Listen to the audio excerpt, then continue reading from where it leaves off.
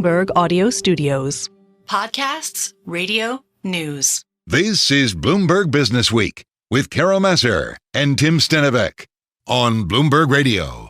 Well, you might have heard us talking about this a little earlier. Last week, it was the watches for $100,000. I said, check out that Chris Rouser story. I will. Yeah. The former president is selling these watches. Over the summer, it was that other set of NFTs, $99 each, non-fungible tokens. Now there's World Liberty Financial, the decentralized finance project. It started to sign up users, even though it remains unclear what services the crypto platform offers. The reason I'm bringing this up, Carol, is because our next guest is focused squarely on digital assets and what she calls, quote, emerging fourth-generation technologies. Tatiana Kaufman is general partner at Moonwalker Capital. It's an investment firm that concentrates on digital assets. She's also the author of the new book, The Myth of Money, Breaking Out of the Failing Financial System.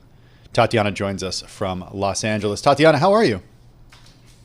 I'm good. Thanks for having me, Tim, Carol. Really nice to meet you. Yeah, thanks for joining us. Congrats on the new book. Hey, I do want to get your thoughts on the latest Trump crypto project. We have a story out. Mm-hmm. Olga Karif wrote about it, and she covers all things crypto for us. And really, what we're learning is, well, not much. She writes that it's unclear what services the crypto platform will offer. What do you make of it? Well, I think it is unclear. I think we're not sure yet, but I think the powerful thing behind crypto and the rise of meme coins and the rise of crypto as a movement as a whole is that we can really sense, we can gauge sentiment this way. So we've seen a lot of these politify kind of coins be born, whether it's pro-Biden or pro-Trump or pro-Kamala. And really it's just a way for people to put their chips behind a candidate that they support. And it doesn't really need to have much more utility than that. So, did you want to follow? No, go ahead. Okay. I am also curious, Tim and I have a lot of conversations about the digital world, digital currencies. Tim does a whole show on it once a week. And I am curious, this book that you put out, The Myth of Money and Breaking Out of the Failing Financial System, what's broken in your view, and what could be done, and how could crypto be the answer in your view? Sure. So I feel like I'm one of those people who got to learn everything through her own eyes rather than learning it through textbook, even though I did go to school for finance and economics, and I have a JD and I have an MBA. But because of the journey of my life, so I was born in Soviet Union. I watched the government collapse when I was almost 4 years old. It was actually one of my earliest childhood memories. Then I watched the birth of capitalism. I watched hyperinflation. By the time I was 9, we had a run on the banks. And then eventually I moved with my family to the West. And so I kind of saw through my own eyes what a fractured system can do to a people, and how disheartening it can be when you're working your entire life for your savings, for your wealth, and just to have it taken away because you can't trust the system that you operate in. I then went on to have a very traditional financial career. I became a derivatives trader at TD Bank in Toronto, doing swaps and ABS, and eventually moving into venture capital before I found myself in crypto. And I think step by step, as I looked at different corners of these financial rubrics that we've created, I realized that we were all trying to achieve one thing, and that is that we were trying to beat out inflation. What we realize over time is that money just continues to depreciate. And the longer we hold it, the more it depreciates. And what's happened since COVID is that it started to depreciate at a very, very accelerated rate. So if you talk to most people, they feel like they can't afford groceries. You're talking about the inflation that much of the world experienced in the wake of the COVID pandemic and the stimulus. Yes, and it's becoming accelerated at a rate where people can no longer cope with it. And so I feel like that is the crux of what is broken in our financial system. So something I talk about a lot in this book is how to actually preserve your wealth in the face of this tidal storm. Inflation has moderated such that the Fed in the U.S. cut rates by 50 basis points and is now squarely focused on the labor market, Tatiana. Do you think that that's temporary and that people should be hedging in crypto because inflation in the U.S. could rear its ugly head again? Sure. So actually what we measure when we issue CPI is we don't measure inflation, we measure growth in inflation. So the growth of inflation has moderated. which has given the Fed license to lower interest rates. The interest rates needed to be lowered for many reasons, but one of the reasons is that our federal debt is so high and the payments on that debt at the current interest rates is so high that it becomes unmanageable to run a government with those size of payments, right? So if you look at the rough numbers as to where we're at, our GDP is around 27 trillion, our debt is around 30 trillion, our annual budget to run the government is around 6 trillion. And the debt payment on that is 1 trillion projected to grow to 1.7 trillion. Those numbers, they just don't add up. There's no amount of taxes you can charge to make up for that. And so we had to lower our interest rates. Well, no, and listen, this is something actually we've spent a fair amount of time talking about today. We were just talking about U.S. tax policy and certainly, how you pay for things, and especially in an environment where already there's so much government debt that is out there. Having said that, so how would crypto and digital currencies solve all of this? So I think it's important to differentiate actually between crypto and Bitcoin. So there's the original digital currency, which is Bitcoin, which is now proven to be a store of value, proven to be the best performing asset of all time, which is now backed by BlackRock. Just last week, they published the BlackRock Bitcoin paper, which we expect to be widely cited by financial institutions worldwide as they're allocating larger amounts of money into Bitcoin. So I think there's that institutional grade asset that is now through the gates. And then there's a whole slew of experimental assets that are still trying to figure out what their place in the world is. One of the top of those assets is Ethereum, which is basically a digital computer network, but there's others. And none of those have even come close to the proliferation that Bitcoin has in society. I think so. Bitcoin. Tiana, I just want to jump in. We only have a few minutes left, and I want to make sure we get all this in. When we talk about Bitcoin, I don't necessarily believe at this point that people are using it for transacting, and instead they're using it for speculation and as a store of value. So they're not using it the same way that we use dollars here in the United States. That is, I don't go to a store and I don't see how much something costs in Bitcoin. And people aren't paying for things in Bitcoin. You saw when Trump went to that Bitcoin bar, how hard it was for him to actually pay for something in Bitcoin. People made a lot of hay out of that. For sure. And being mindful of time, I'll just give you a quick example. So no one that is wealthy in the Western world stores their money in cash. They store their money in buildings, in paintings, by buying sports teams, by buying businesses. And so you're not going to take a chip off of a money to go buy yourself a cup of coffee. Bitcoin is digital property. It's not meant to be day-to-day currency. It is used as digital currency in other parts of the world over the Lightning Network, where they have a lack of alternatives, such as El Salvador, for example, uses it as legal tender in a lot of places. But for us, we're not going to use Bitcoin every day. We have the dollar. We have other ways of transacting cheaply every day, but we don't have a lot of ways to preserve our wealth and preserve our value. And Bitcoin provides that. Bitcoin is the digital gold of our generation. So if your thinking and theory is right, how do you see that changing kind of our financial world, and in what time frame? I actually think it's happening very, very quickly. This is one of those situations where it was slowly and then all at once. Over the last year, not even, we've seen the Bitcoin ETF. We now see Bitcoin ETF options. We see research papers coming out on how everyone should try and allocate at least a piece of their portfolio into Bitcoin. I do think that within the next 10 years, this is something that we're going to measure our wealth against. And it's not necessary, again, that it's not going to be what we spend our money in, but it is going to be how we quantify. Are you worth 10 Bitcoin? Are you worth 100 Bitcoin? Are you worth 1,000 Bitcoin? That is how you're going to think about wealth going forward. But I do wonder, do you put it in the class of like an alt asset, private credit, private equity, in terms of an investment portfolio? Because when we talk to people about it in an investment portfolio, it's not for everyone, and it's a really small amount. So I guess I'm just trying to get my head around about like kind of how you see it. So gold is an alternative asset, and it's a really interesting asset because if you go back to the Roman Empire, the amount of gold that it would cost me to buy a toga is about the same amount of gold that it would cost me to buy a dress to go out in today. So the value of gold actually maintained over centuries and centuries and centuries. And I think Bitcoin, what you've seen over the last But it's a hard 15 asset, right? It's a hard asset. And it can be used, I think a critic might say it can be used for other things apart from, it can be used for Right. jewelry. It can be used in electronics.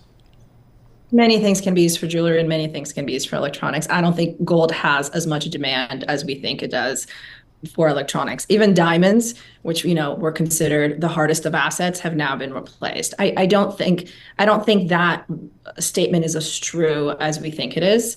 But I do think the value of gold has maintained itself over time.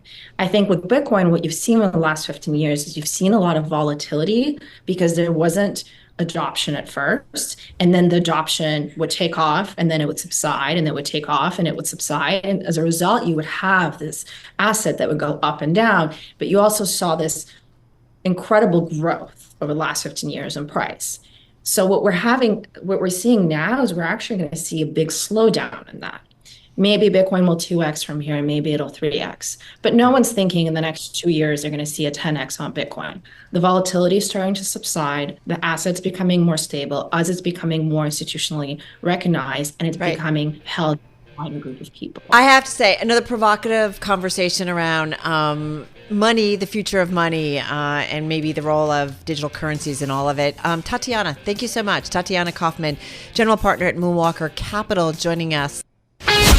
This is Bloomberg Businessweek. Insight from the reporters and editors who bring you America's most trusted business magazine, plus global business, finance, and tech news as it happens. Bloomberg Businessweek with Carol Massar and Tim Stenovec on Bloomberg Radio. It is a Bloomberg Businessweek. And Carol, over the last 6 weeks or so, Donald Trump and Kamala Harris, they've been in this kind of tax policy arms race. That's so true, right? They've been copying, one-upping each other's proposals. The bid is to court key battleground state voting blocks ahead of that looming battle in Washington to rewrite the tax code. We're talking taxes on tips, overtime, Social Security, the size of the child tax credit, some of the policies that they're talking about, not to mention the tax cuts from the 2017 tax law that's President Trump's tax law that will expire at the end of 2025, and extending those cuts, which carries a $4.6 trillion price tag. State and local taxes, anybody? SALT? Oh, yeah. Right? Those ones. I forgot about that. Exactly. Yeah, thank you. All right, so let's get to it with Kara Griffith, President and Chief Executive Officer of Tax Analyst, which calls itself a nonpartisan, nonprofit publisher of news and commentary about federal, state, and international tax issues. Hey, Kara, one thing that I think is lost a lot of time in the conversation about these quote-unquote proposals is you got to get Congress on board to do this stuff. Is that just completely absent from the conversation right now? It is completely absent from the conversation right now. And thanks for having me. I'm delighted to be here. But that's a huge point that I don't think is often made, is that tax bills come out of Congress. And you have to get Congress on board to what you're doing. So it's great right now. And you described it perfectly. The two candidates right now are in an arms race. It's how are we going to get votes? So they're saying all this stuff, but no one's talking about how would we get a bill passed and how would we pay for it? Okay, so based on that, I mean, I don't know. What's the smart conversation right now? I mean, Trump says tariffs will pay for all this, but Right. Trump says tariffs will pay for all this, which is ludicrous. It's not going to happen. I mean, even right now, and Trump did impose a lot of tariffs, and Biden kept those tariffs in, but it's still 2% of our revenue. It's a small number, and it's not going to pay for everything that we've got on the table right now. I really think the conversation that needs to start happening is that fiscal responsibility conversation. How are we going to pay for this? What are we willing to give up? What are the compromises that we're willing to make in order to get this done? And so I think it's fascinating right now, and it's great. We're getting a lot of sound bites. You know, we hear a lot about we're going to get this tax break, we're going to tax this group. But at the end of the day, we don't know until we see who is in the White House and what is the composition of Congress. And then it's really going to be a scramble until the end of next year to figure out how we're going to handle all of the provisions from the Tax Cuts and Jobs Act that are going to expire. All right. So then what's the news that people can use right now? Because as you say, it depends who's in the White House. What is the composition of Congress? Is there anything, I mean, I've read articles about that. If Trump's in the White House, he's going to push for maybe getting rid of the income tax and maybe bring like a value added type of tax back for everything that somebody buys. So news that people who are listening right now can use, or should they say, or should we say, forget it, guys? There's nothing to really have, no smart conversations around tax policy right now because we just don't know. What's the planning, or what's, what can we kind of hang our hat on here? That is a really good question. And I think the honest answer is that it's going to be a matter of patience, that we don't actually know. I think we can trust that both candidates are going to look for something to do for the middle class, right? So we're probably not going to see massive increases in tax rates on the middle class. I think that's a pretty safe bet. Beyond that, it's really going to be tough to decide and to see who is going to win and what we're going to see come the end of next year. So I do think it's, and the corporate space is equally as frustrated. I mean, the corporate space, they love stability. They love consistency. They want to know how to plan. And right now they don't know how to plan. And I think it's very uncertain. So it's going to be a difficult time. But I think that voters need to kind of wade through some of the nonsense that they're hearing at the moment. So let's go extreme. Let's assume that, let's go take one scenario. Donald Trump's in the White House and he has a friendly Congress. What would you expect to see? If Trump is in the White House and we have a friendly Congress, I think you expect to see all of the provisions of the TCJA get extended. So you're going to see the corporate rate stay where it is. You're going to see current rates for individuals stay where they are. I do think he has suggested that he will bring back the SALT deduction, which he's going to have to pay for in some way. So I think that you're going to see more of a status quo than what you might see if you have Harris in the White House with a friendly Congress. So I think in that instance, you are going to see corporate rates go up, and you're going to see some additional credits that get added in for, say, green energy, small business. I think you're going to see some of those. The interesting bit there is going to be, how are we paying for it? And I think that's a question for every time we hear about a tax cut. Have you at tax analysts, have you done any calculations as to how much it would cost if these proposals that are being floated by the candidates were to come to fruition? We have not. We don't do that type of research, but we've certainly reported on it. And both, I mean, if you take what's been said by each candidate at this moment at face value, both are expensive. We're really looking at running up the deficit significantly unless we're willing to do something, whether that's a rate increase on the corporate space, whether that's a rate increase on high income, or a reduction in the number of efforts that, say, a Democratic White House and Congress might try to push through. And that's really been the frustrating point, for me as an individual, has been the lack of fiscal responsibility that both candidates right now have been talking about. No one's really talking about the deficit. Which is interesting because I do think that in the past. Well, we actually do talk about it a fair amount. We definitely talk about it a fair amount, but I haven't heard the candidates coming out and saying, "Hey, I'm concerned about the deficit, and here's what I plan to do." And I think that there have been in the past in election cycles, we do hear that a bit more than what we're hearing this round. What does the outcome of the election mean for the IRS? Donald Trump has certainly talked about the IRS, and we know that I think during the Trump administration, there wasn't a lot of money being necessarily put towards it.